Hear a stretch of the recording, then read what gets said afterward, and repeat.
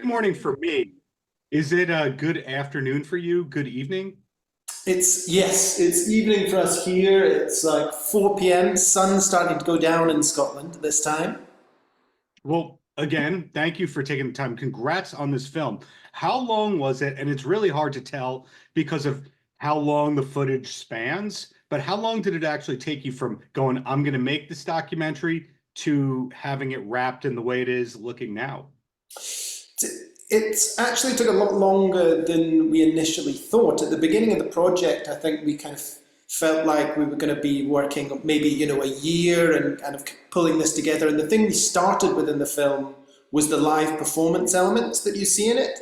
So we Sure. started in the year that Never Let Me Go came out in 2022.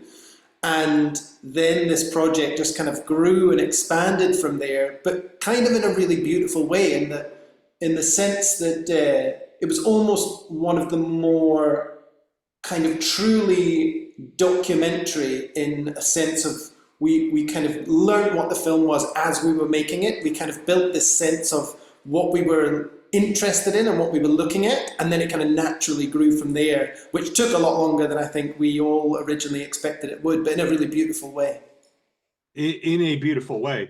Now, how much of the story did you know at the beginning of it? Because sometimes with a documentary, you're making it and then you get a revelation in the middle of one or two of the interviews and you go, oh, different ending, etc. But it seems pretty straightforward where you knew that you were dealing with artists who care about the craft, who had their ups and downs. Totally, yeah. I think it's I've been a fan of the band since I was younger, Yeah. and I knew the band as much of from that point of view, from a fan's point of view.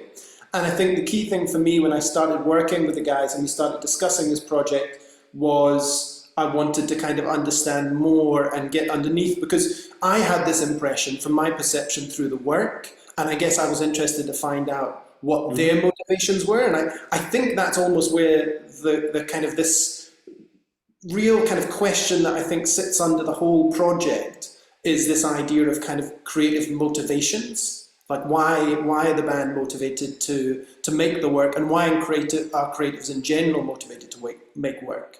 In terms of something that I didn't know, I guess I kind of understood the connection with Bowie to some degree, but kind of I didn't really understand the extent, and I certainly didn't understand the idea, the reality that Bowie was kind of really instrumental in kind of discovering the band and giving them this kind of first initial break of taking them on tour. Yeah, Bowie had excellent taste. I remember him being one of the first Arcade Fire proponents out there. It's just this long list of artists that he really helped foster, and I don't think people realize. So thanks to you for bringing that to light. But as the ignorant American, my first exposure to Placebo was like 96 or so. They had a song on MTV's 120 Minutes. They were an opening act for Weezer, and that was that. So it intrigues me to follow them like, they're a club band or a theater band in the States. Yet meanwhile, I was traveling to Chile earlier this year and they sold out 2 nights at the arena. And then you realize, oh, everywhere but the States is Placebo, this festival headlining arena band. Is that something that you feel bothers them or makes them laugh? That everywhere but the States kind of gets it. Yeah, I don't think that they mind that, and I think it's like Brian's always got this kind of great sense of humor, and we've kind of spoken a bit about that. And I think they kind of enjoy the fact that they get these kind of different experiences depending on where they go in the planet. And like I said, I actually captured a separate concert film in the middle of doing this project, which was in Mexico City with them.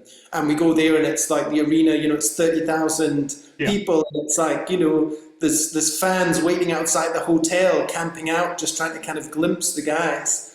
And it's like a completely different thing, And it was actually, it's funny for me going and experiencing that, where there's kind of a funny moment in one of the chats that I have with Brian, where he kind of words this idea of like the experience of going on stage, and he says, you're 1 second you're standing in front of 30,000 screaming Mexicans, and then you're on your own with just like tinnitus for company.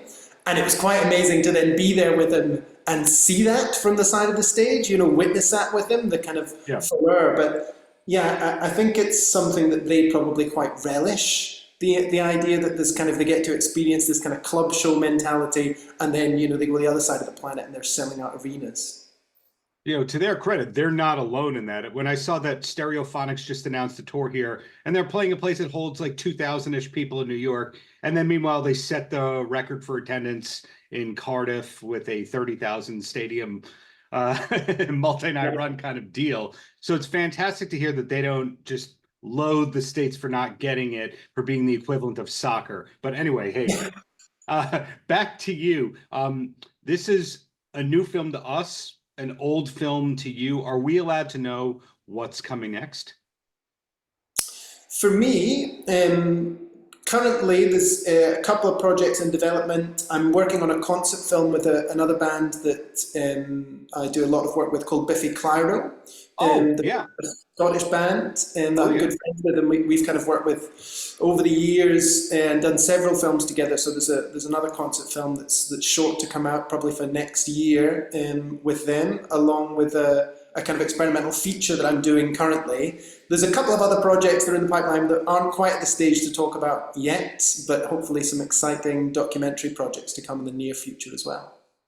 Biffy is a great band, and to repeat myself, another band that is playing arenas everywhere in the world, and then the States, it's like a packed club, small theater situation. It doesn't bother them, right? Totally. I mean, actually, they were a band that immediately popped into my head when you were saying that. And it's like, I know for a fact that Simon kind of loves that. It's like, they're doing like these arena tours in Europe, and then they come and they do a club tour of the US. And it's kind of like a bit going back in time for them. They get to go and experience that way, being on the road with a small crew and a small team again. And I think they kind of love that. I think I remember the first band I heard that with was Muse in the early 2000s, that they were playing the smallest clubs here, but doing arenas there. So, hey, the greats sometimes don't make it everywhere. But, with this particular film, is there a lot of great cutting room floor footage, as I imagine there would be? Yeah, I mean, there's tons. It's one of those things that, like I was saying, it's really been kind of a long process in the edit. The amount of archive is kind of extraordinary, and so we were kind of discovering new footage all the way up until the point of kind of the film being locked and afterwards, and you kind of still find these moments where you're like, can we reopen the edit and fit that in, because there are just these kind of amazing moments. And a lot of the archive that we were going through, it's the band's personal archive, so it's archive in a different way to the way you're often used to with bands like this or projects like this. It's not kind of just lots of newsreel and music videos you're going through. It's Brian and Stefan's home videos that they've been capturing on tours for their entire career, which is kind of incredible and a kind of beautiful window and personal window into their experience of the journey, I guess.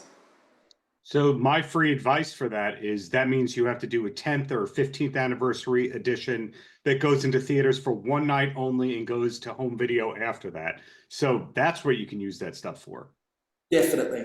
Okay, well, Oscar, thank you for your time. Again, to sound like a broken record, congrats on this film. It's always fantastic when you see an excellent band get their flowers while they're still here and in top form. And looking forward to that future Biffy work that you have coming. Amazing. Thanks so much, Darren. Great to chat with you. Paltrocast.